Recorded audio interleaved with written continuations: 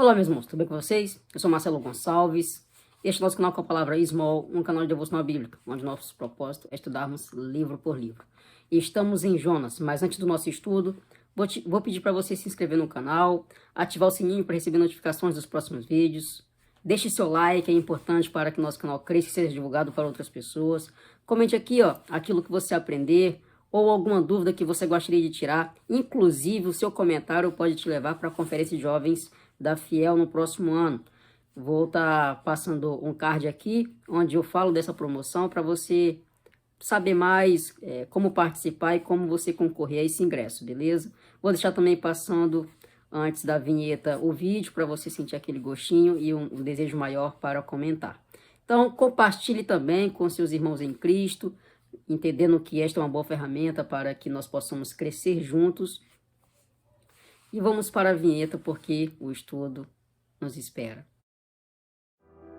Sejam praticantes da palavra. O ouvinte não praticante é como aquele que olha seu rosto em um espelho, mas logo se esquece de sua face.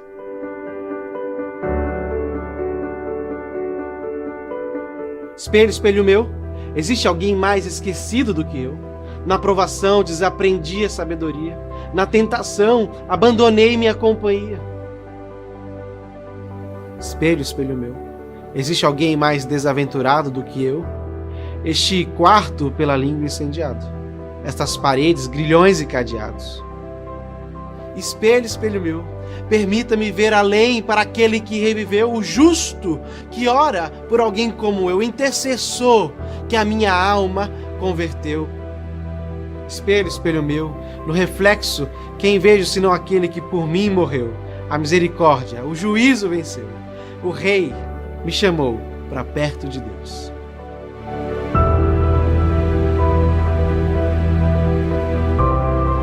Conferência Fiel Jovens, 2023.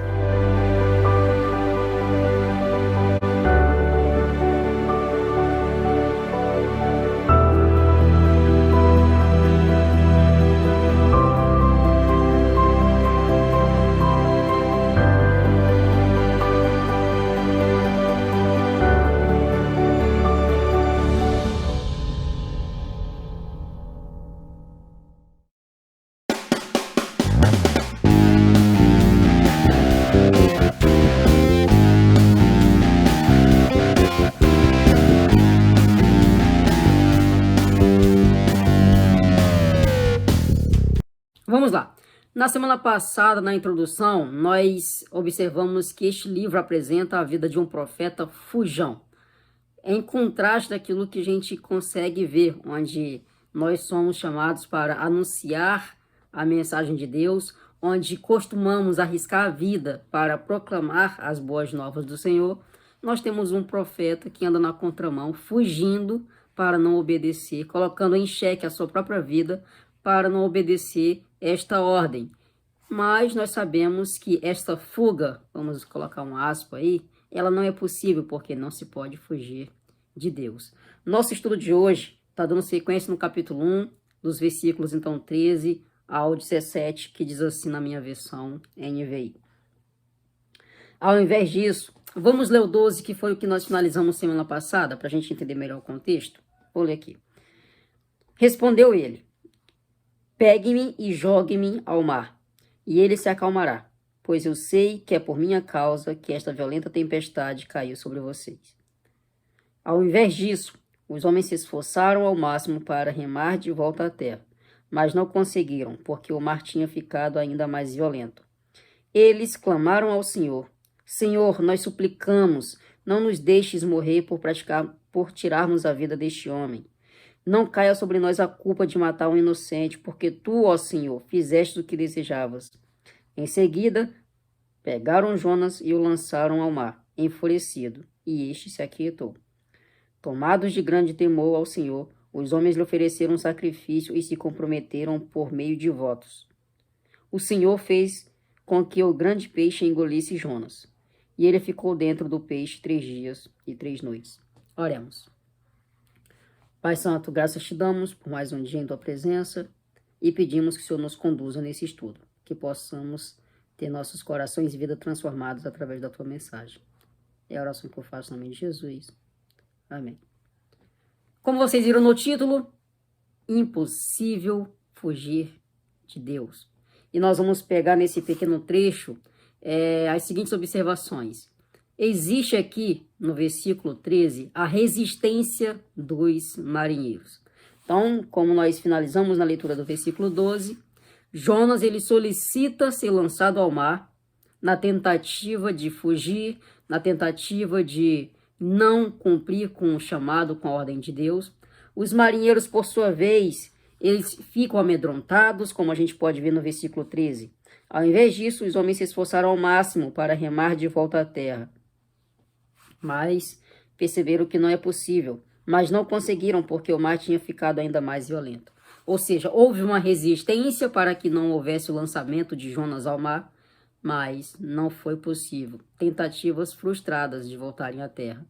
E aí nós podemos observar aqui nos versículos 14 a 16 que existe agora uma rendição dos marinheiros. Curiosidade, né? Porque enquanto o profeta tem a tentativa de fugir, nós agora observamos que Deus age e esses marinheiros agora se rendem a ele. Porque eles percebem que na mais frustrada tentativa que eles tiveram de não lançar Jonas ao mar, a tempestade só aumentou ainda mais. E nós vemos agora nessa questão aqui, onde quando eles conseguiram, enfim, entender que não tinha como, ao menos que jogassem Jonas, e aí sim, houve a calmaria, Deus moveu tudo para que se acalmasse, eles agora reconhecem quem é o Deus de Jonas, se rendem a ele, eles se prostram, eles clamam até mesmo antes para que Deus não os culpasse por ter jogado um inocente ao mar, mas eles entendem que é a própria vontade de Deus fazer isso. Acontece a calmaria e eles se prostram. Eles, como a gente pode ler aqui no versículo 16, tomado de grande temor ao Senhor, os homens lhe ofereceram um sacrifício e se comprometeram por meio de votos, ou seja, eles fizeram sacrifícios ao Senhor e por meio de votos agora eles reconhecem quem é o Deus daquele profeta que estava fugindo. Então, ao contrário de um profeta que foge, eles agora, um contraste total, eles se rendem através de uma fuga de Jonas.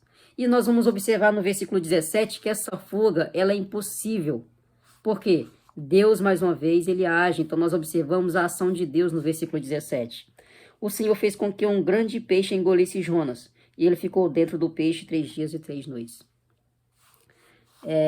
Não estava nos planos de Deus que Jonas morresse. Ao contrário, estava nos planos de Deus que ele pregasse a sua palavra aos ninivitas.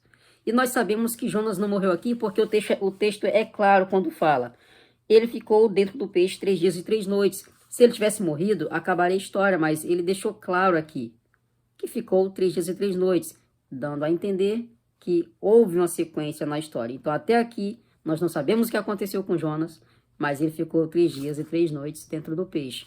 E vale ressaltar que essa passagem é apontada lá por Jesus Cristo em Lucas 11, versículos 29 e 30, como um indício claro de apontando para Cristo. E o próprio Jesus Cristo mostra isso como um sinal da sua morte e ressurreição. Então devemos ter esse alerta aí para a gente colocar no nosso radar. Quando nós lemos os evangelhos, Jesus fala. E lá em Lucas 11, 29 e 30, ele aponta para Jonas como um sinal da sua morte e ressurreição. Sabendo de tudo isso, nós vamos para as aplicações que ficam da seguinte forma. A primeira aplicação, renda-se ao Senhor.